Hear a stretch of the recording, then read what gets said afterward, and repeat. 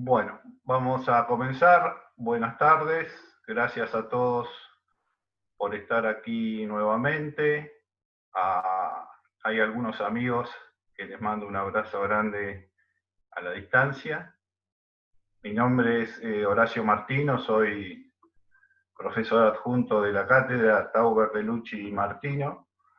Y en la presentación de hoy conversaremos sobre 3 dimensiones clave para transformar una ciudad, como son el crecimiento urbano, la accesibilidad y la movilidad, y el espacio público y el paisaje urbano. Los 3 no son componentes independientes, están relacionados entre sí en cuanto a que de la manera en que crece la ciudad, ya sea en forma compacta o difusa, va a depender la modalidad en que nos movemos, y de cómo lo hagamos dependerá a su vez la calidad de los espacios públicos y el grado de apropiación de la ciudadanía de ese espacio, por lo cual es necesario pensarlos de manera integrada. La idea de la presentación es que a partir de esta conversación ustedes puedan elaborar un cuerpo de conceptos y valores a partir del cual puedan analizar la situación de estos 3 componentes en el área de estudio. Para ello, algunas de las preguntas que trabajaremos en la teórica son: ¿cómo crecen las ciudades argentinas? ¿Qué modelo de ciudad determinan los actuales patrones de crecimiento? ¿Si es sustentable ese modelo de crecimiento? ¿Cuáles son los nuevos paradigmas de movilidad? ¿Cómo nos movemos y accedemos a las oportunidades urbanas? ¿Cómo definimos el espacio público y el paisaje urbano? ¿Y qué calidad de espacio público determinan los actuales patrones de movilidad? Para finalmente proponerles algunos lineamientos para un modelo de crecimiento urbano, movilidad y espacio público más sostenible y equitativo. Empecemos por el crecimiento urbano. Una particularidad de los aglomerados urbanos argentinos se asocia a los problemas derivados de los patrones de crecimiento urbano predominante, donde identificamos tres tendencias. Una es el crecimiento del suelo urbanizado, otra es la disminución de las densidades de población, y 3, el crecimiento por extensión de la mancha urbana. Vamos a ver cada uno de estos. En Argentina se observa una alta tasa de crecimiento del área urbana construida y una baja tasa de crecimiento poblacional, a tal punto que en el periodo 2001-2010 el crecimiento del área urbana construida triplica al crecimiento anual poblacional. Eso lo podemos ver acá, en esta barrita azul. Acá están en este eje todos los aglomerados urbanos, y acá en azul el crecimiento anual del área urbana construida, y en rojo el crecimiento anual de población, y como vemos, la superficie triplica a el crecimiento poblacional. En el caso de La Plata, que siempre lo vamos a referir como ejemplo, es un poco más crítico en términos de que 4.7% es el crecimiento anual del área urbana construida y 1.4% es el crecimiento anual poblacional. Lo que determina eso es un alto consumo de suelo urbano que avanza sobre suelo rural. Y de mantenerse esta tendencia, en los próximos años la superficie de la mancha urbana se extendería en un 15% de su superficie, con lo que significa esto para la gestión de las ciudades. La segunda tendencia es la disminución de las densidades de población. Si bien las ciudades de América Latina son más densas y compactas que las ciudades de Europa o Estados Unidos, la evolución histórica muestra en nuestra región una sistemática disminución de las densidades de población. Si observamos este gráfico, donde vemos que esta curva, esta diagonal, implica ciudades sin cambio de densidad, para arriba están las ciudades que disminuyen la densidad y para abajo las ciudades que aumentan la densidad.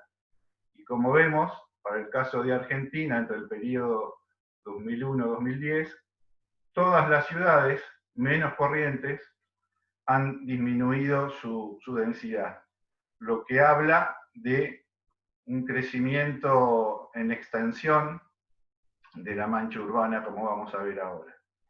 Hay otro estudio interesante que es del CIPEC sobre los 33 aglomerados urbanos del país, donde confirma que entre 2006 y 2016 la expansión urbana tiene densidades de entre 40 y 60 habitantes por hectárea, que es muy bajo comparado con otros lugares.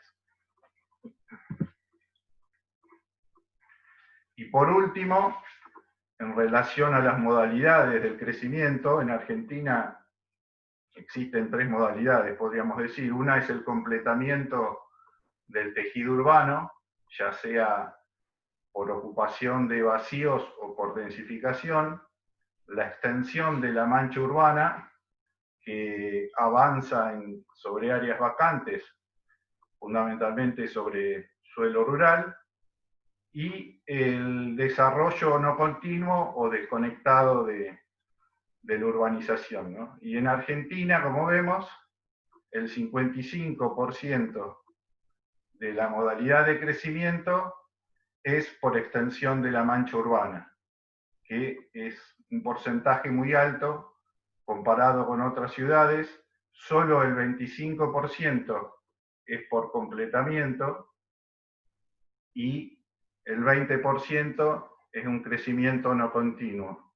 Si vemos La Plata, esta modalidad se problematiza en el sentido de que además de tener un crecimiento del 53% por extensión, el 33% es un crecimiento no continuo y solo el 14% está siendo por completamiento.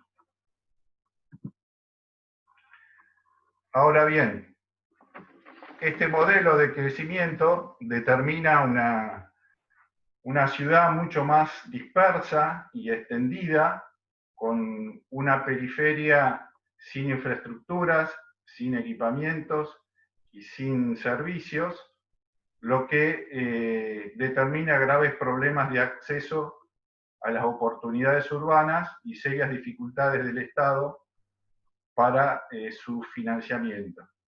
Y si bien hay un debate teórico entre ciudad compacta o ciudad difusa, el foco debe estar puesto en la accesibilidad a las oportunidades, es decir, en la proximidad de la población a los servicios y las actividades urbanas, que puede darse en una ciudad más compacta o más extendida, pero el tema central es garantizar que en cada barrio se pueda acceder a los servicios y actividades urbanas.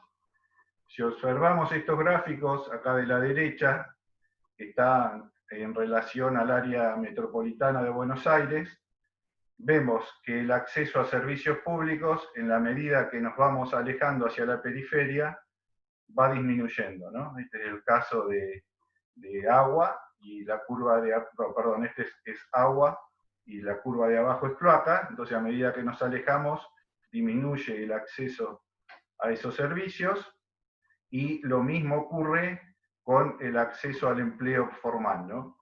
En este caso está en rojo el acceso a través del transporte privado, y en azul el acceso al empleo con transporte público, ¿no? Y vemos, otra vez confirmamos cómo la distancia hace que se dificulte el acceso de la población a las actividades urbanas que son necesarias para las condiciones de vida, ¿no? Y todo esto se explica en parte en los problemas de acceso al suelo y la vivienda, dado que nuestras ciudades han adscrito al modelo de libre mercado para su desarrollo, donde la vivienda es entendida como un bien de lucro y no como un derecho, con altos costos de transacción, que la hace inasequible para los sectores populares fundamentalmente, por lo cual muchos son expulsados a la periferia de las ciudades. Y si bien esto es un problema de desigualdad del ingreso y de pobreza, obviamente también tiene que ver con un déficit de las políticas de suelo y vivienda, pero bueno, este tema solo daría para hacer un teórico que lo podemos dar más adelante. Y así en Argentina, como en muchos grandes aglomerados latinoamericanos, se consolidó un proceso de expansión de la ciudad que determinó la configuración de territorios diferenciales, lo que llamamos la ciudad desigual, donde una parte tiene todos los componentes que hacen a la producción del hábitat, que es la vivienda, pero con infraestructura, equipamientos y servicios, y otra parte predomina solamente la vivienda. Con lo cual, una parte de la población accede a una parte de la ciudad y otra parte accede a un sector muy limitado, que a su vez es el más degradado.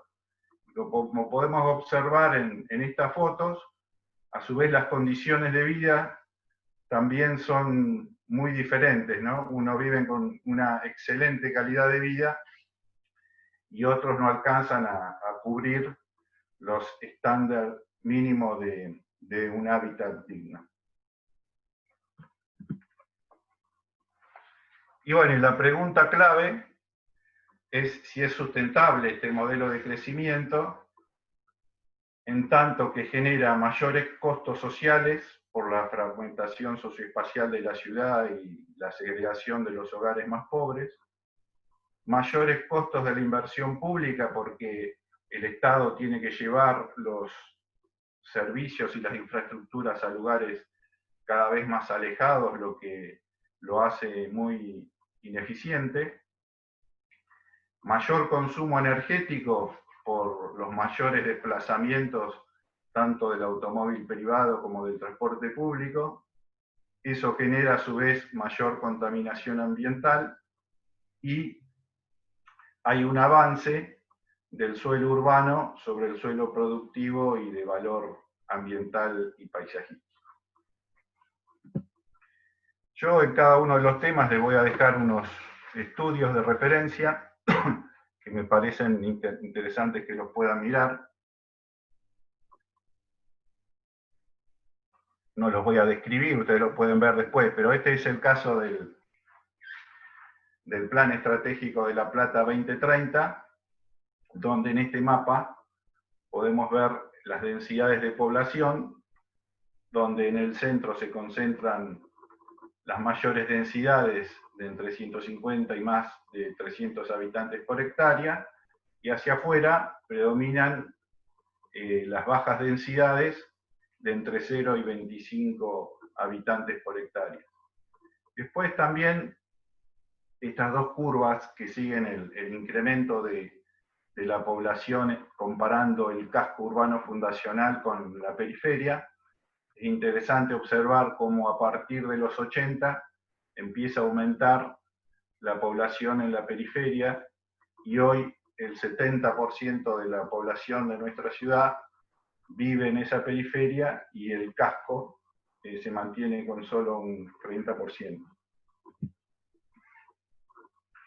Después este otro trabajo, que también les recomiendo que miren, que es del CIPEC, y compara el crecimiento de urbano de la ciudad entre los años 2006 y 2016 para el Gran La Plata, donde lo que observamos es que en ese periodo se incrementaron 3.384 hectáreas y de ese 100%, fíjense, el 97% es del uso residencial, es decir, que prácticamente es una periferia que crece con muy poco equipamiento, solo el 1%.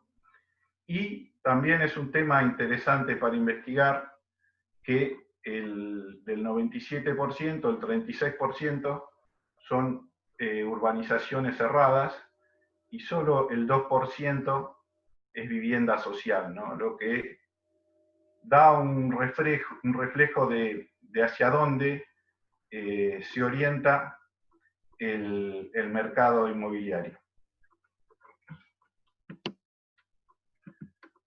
Ahora vamos a ver el tema de la accesibilidad y la movilidad.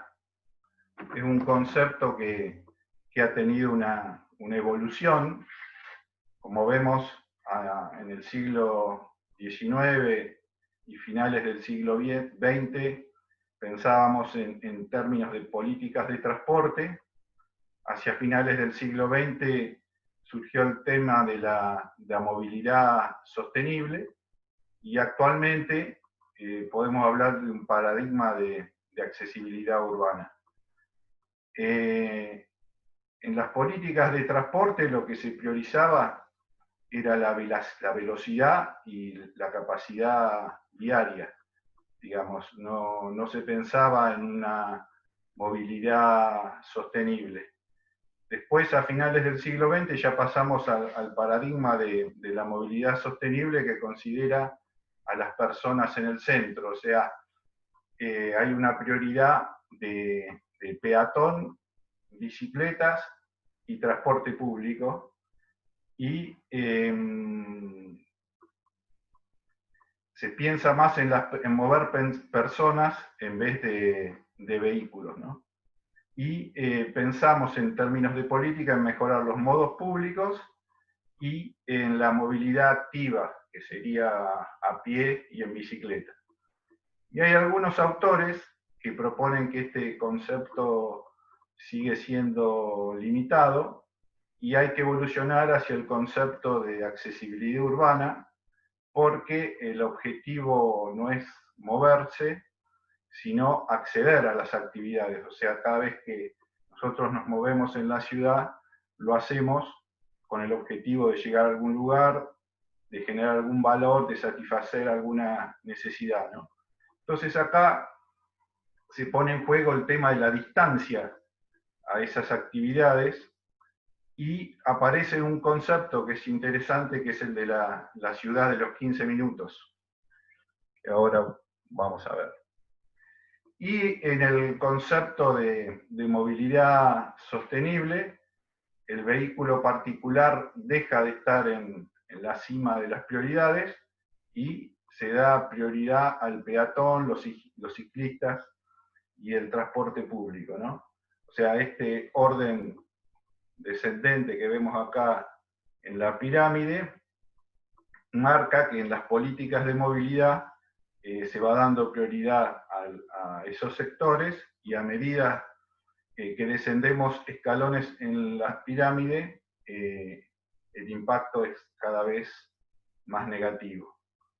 Los peatones es el modo de desplazamiento más vulnerable, pero a la vez es el más eficiente en términos de que no genera grandes costos, tampoco tiene impacto medioambiental y a su vez la actividad física promueve hábitos saludables. Lo que sí, el colectivo está compuesto desde niños hasta personas mayores y gente con problemas de movilidad, por lo cual es muy importante diseñar espacios itinerarios y seguros y accesibles para estos sectores.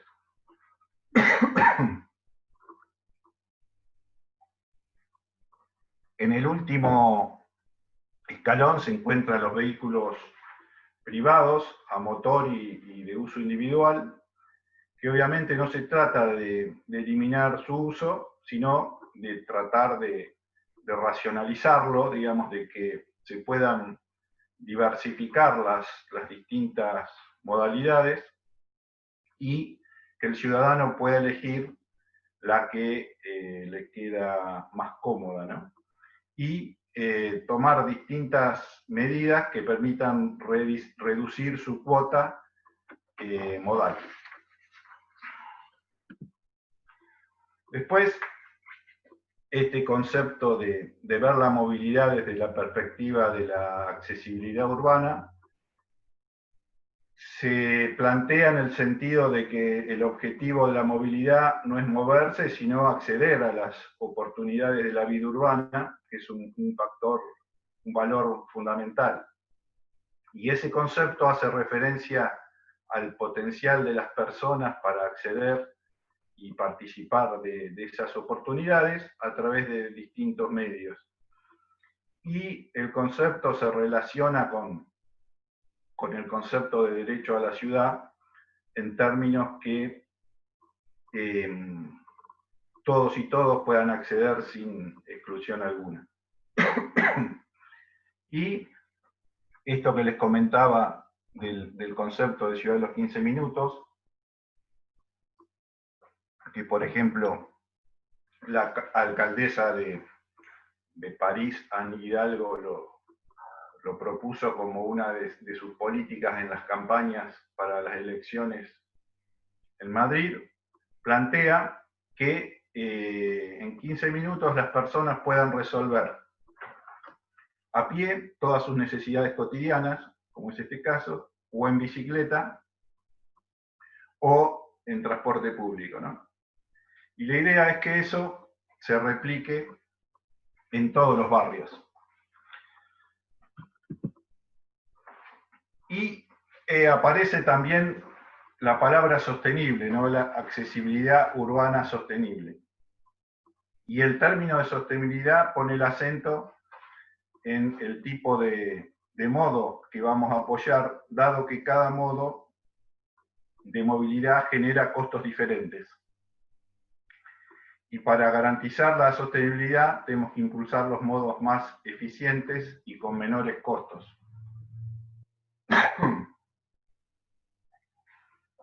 En este gráfico podemos ver desde los distintos modos, desde los más sucios a los más limpios. En este globo negro son las emisiones de dióxido de carbono que generan, por ejemplo, en este caso, el automóvil privado, la motocicleta, los medios de transporte colectivo, la bicicleta y el peatón, y también qué espacio ocupa cada uno de estos modos, ¿no? Entonces lo que tenemos que apoyar es aquellos modos que sean más eficientes y sostenibles a la hora de garantizar la accesibilidad urbana. Y un poco pasa por lo que propone Iñaki Romero, ¿no? Que es tratar de diversificar en la calle la mayor cantidad de opciones de movilidad posible para que la gente pueda elegir la que más cómoda y mejor le quede, ¿no? Este es un caso que es la avenida Bando Ibarra en Bilbao, donde vemos en carril seguro para tranvía y autobús en dos sentidos. También hay espacio para autos privados, espacios para los peatones, carril bici y vereda para los peatones. O sea, la idea es poder que cada uno pueda elegir el medio que le quede más cómodo para moverse. Y en la calle lo que hay es una disputa por el espacio, porque el espacio es limitado, y hoy eso lo está ganando claramente el automóvil, ¿no? O el 70% del espacio público está ocupado directa o indirectamente por el coche, si sacamos los grandes espacios verdes. Y por eso el resto de las modalidades quedan como comprimidas, inclusive algunas actividades y algunos sectores de la población directamente quedan desplazados o quedan fuera de las posibilidades de movilidad. Y la idea es tratar de reducir el número de autos privados, primero porque nuestras ciudades ya están congestionadas y no hay tanto sitio para un medio tan ineficiente como es ineficiente y caro, como es el automóvil privado. Acá en este gráfico vemos cómo para desplazar 50.000 personas por hora se necesita 175 metros de ancho de vía para coche, y cómo eso se va reduciendo en la medida que usamos medios colectivos, ¿no? Y la idea es tratar de que haya más espacios para los medios más sostenibles. Acá en estas imágenes vemos la cantidad de personas y el espacio que ocupan si se mueven en auto particular. Acá, qué pasa si se mueven en bicicleta, cómo se reduce el espacio, y se reduce aún más si lo hacemos en medios colectivos. Y la movilidad del futuro es hoy, o sea, también hay la tecnología, digamos, la revolución informacional y comunicacional, también está generando un impacto muy importante en el tema de la movilidad, y muchas ciudades están haciendo una transición hacia una movilidad más sostenible, ¿no? Y hay varios cambios. Se está pasando de una movilidad privada a una movilidad compartida, es decir, a través de una plataforma, una persona puede compartir su viaje con otras personas. Después se está pasando a la movilidad con motor de combustión, a la movilidad eléctrica, con coches eléctricos, híbridos o de hidrógeno, o en este caso que es un bus que tenemos en la universidad que funciona a batería de litio. Esto obviamente en los países latinoamericanos estamos un poquito retrasados, pero bueno, esto es lo que va a llegar. Y después se está pasando de una movilidad desconectada a una movilidad conectada, ¿no? Que será la base para la futura movilidad autónoma. El concepto de movilidad conectada conlleva la comunicación, es decir, que el vehículo se empieza a conectar con distintos dispositivos que están afuera, ¿no? Ya sea coches, o pueden ser de infraestructura o semáforos, etcétera, con la idea de hacer un tráfico más seguro y más ágil. Y después, bueno, también aparecen nuevos sistemas de micromovilidad, como los patinetes, como le dicen en España, patinetes eléctricos, o los sistemas de transporte público de bicicleta, o este sistema de car sharing o moto sharing, que es el alquiler por horas, ¿no? Que uno a través de una plataforma, en vez de comprarse un auto y gastar tanta plata en un automóvil particular, gasta muchísimo menos con un alquiler por hora de un automóvil o una moto. Y bueno, y vamos a ver también en este caso un par de trabajos que los pongo solamente para que después los puedan analizar. Este trabajo es de Laura On y del Observatorio de Movilidad, bueno, donde analiza justamente los patrones de movilidad en La Plata, que es interesante ver en las distintas áreas qué pasa con ese comportamiento.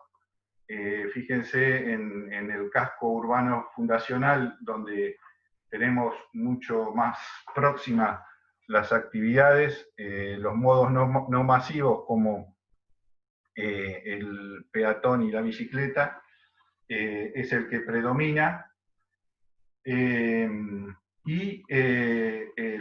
centro, digamos, es un gran atractor de viajes, ya que el 70% de los viajes de la periferia se dirigen hacia el centro, con el costo energético y ambiental que tiene esos largos desplazamientos. Y el otro tema es el tema de los déficits de transporte, sobre todo en aquellos lugares que dependen mucho de los medios de transporte colectivo, como bueno, el que mayor usa ese medio es la zona oeste, pero también obviamente la zona este y la zona sur de la ciudad. La zona norte, al tener mayor poder adquisitivo, el auto particular es el medio que más se utiliza, ¿no?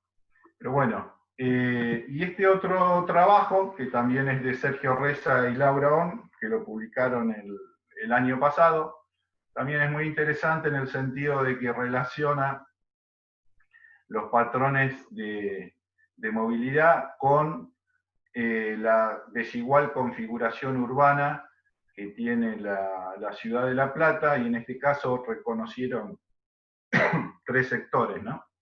El casco urbano, la expansión consolidada, que sería el primer anillo de desborde, y la expansión sin consolidar. Y lo que vemos también, digamos, es el equilibrio o el mayor uso de bicicleta y peatones en el área centro, porque tengo todo mucho más cerca, como cuando ya voy a la expansión consolidada, el auto particular es el medio más utilizado y la bicicleta y el peatón pasa a ser solo el 8%, y en la expansión sin consolidar, el 50% de los traslados se hacen a través del transporte público, que a su vez es muy deficiente, con serios problemas de frecuencia y de esperas en lugares, digamos, no agradables, por lo cual hay toda una población cautiva de esa modalidad y el servicio no es para nada bueno.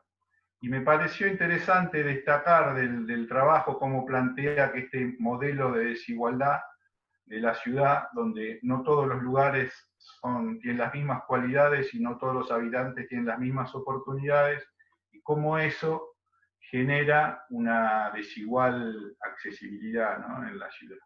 Pero bueno, estos trabajos se los dejo para que después los puedan analizar. Por último, vamos al último tema, que es el espacio público y el paisaje urbano. Vamos a algunas definiciones. El espacio urbano, ya sean espacios abiertos como las calles, las plazas o los parques, o cerrados, es decir, que los equipamientos públicos también se los considera espacios públicos, donde toda persona tiene el derecho de estar y de circular libremente, sin que el uso para la convivencia y las actividades económicas, políticas, sociales y culturales pueda ser restringido por criterios de propiedad privada, ¿no? Y otro concepto que a mí me parece importante, que es el de valorizarlo, ¿no?, el de considerar al espacio público como la parte más importante de la ciudad, ni más ni menos porque lo usa toda la ciudadanía. Y en ese sentido, concebimos al espacio público como un factor democratizador, porque reduce de alguna manera las desigualdades, y es un espacio al que pueden acceder tanto los ricos como los pobres, y en ese sentido es muy importante garantizar el acceso de todos y todas sin exclusión. Y por eso mismo es un factor capaz de generar cohesión social, haciendo la ciudad más inclusiva, y también obviamente es un factor decisivo en términos del equilibrio medioambiental, donde el espacio verde garantiza, entre otras cosas, una mayor biodiversidad. Y el concepto de paisaje urbano, que tal vez es el más abstracto, acá el en un encuentro de CIDEU se lo definió como la piel del espacio público, en el sentido de que es el continente del espacio público, que es perceptible desde los sentidos de toda la ciudadanía, y que es vehículo de belleza que todos y todas tienen derecho a disfrutar, es decir, los pobres también tienen derecho a disfrutar de un buen espacio y paisaje urbano, ¿no? Y debe ser leído siempre como la imagen de la ciudad, y en ese sentido yo me acostumbré también a leer el paisaje como una expresión, para bien o para mal, de un conjunto de valores de una ciudad determinada, ¿no? Y a veces en nuestras sociedades se expresan desvalores, ¿no? Como la violencia o la inseguridad, o no sé, no es de extrañar que en nuestras características de espacios urbanos ocurran todo este tipo se expresen todos estos problemas sociales. Y esta imagen me gustó ponerla porque refleja el espacio público que nos secuestró el automóvil, ¿no? Que nos secuestra el 70 al 80% del espacio público para hacer solo entre el 20 y el 30% de los desplazamientos urbanos. Entonces, uno de los objetivos de la política de las ciudades debe ser recuperar esa parte del espacio público que ha sido secuestrado por el automóvil para ponerlo al servicio de las personas y la creación de una sociedad más democrática e inclusiva. Y lo que pasó en la evolución histórica, digamos, es que las calles se transformaron, ¿no? Y pasaron de un espacio continuo de apropiación social a arterias de distribución de autos.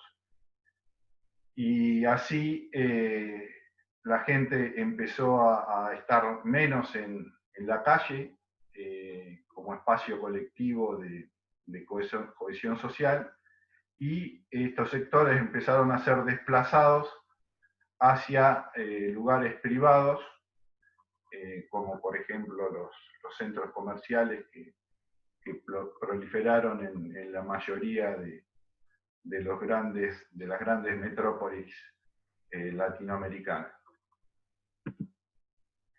Y también además se acompaña un creciente deterioro del espacio público, que tiene que ver con múltiples causas, fundamentalmente, creo yo, la falta de políticas públicas. Conozco pocas ciudades que tienen un plan de espacio público, los bajos presupuestos de mantenimiento, también hay algunos problemas culturales de malos hábitos de vecinos, y también deficiencias en la gestión de los servicios privados, y obviamente la falta de regulación y control del Estado, como por ejemplo, bueno, en estos casos vemos la recolección de residuos o el cableado aéreo, ¿no? El tema de la cartelería comercial, donde podemos ver más de 50 mensajes y no poder leer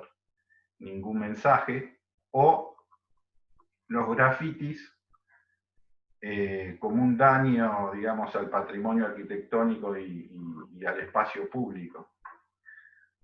Otro componente de deterioro de espacio público es las veredas rotas y la falta de arbolado público. Y obviamente esta situación del deterioro del espacio público no es igual en toda la ciudad. En este caso vemos el casco urbano fundacional de La Plata y vemos que en la intersección de cada avenida, cada 6 cuadras, encontramos un parque o una plaza, encontramos unas diagonales con unas ramblas hermosas, muy forestadas, con una circunvalación, con un bosque, de escala regional, y todo eso no fue tenido en cuenta en la periferia, ¿no?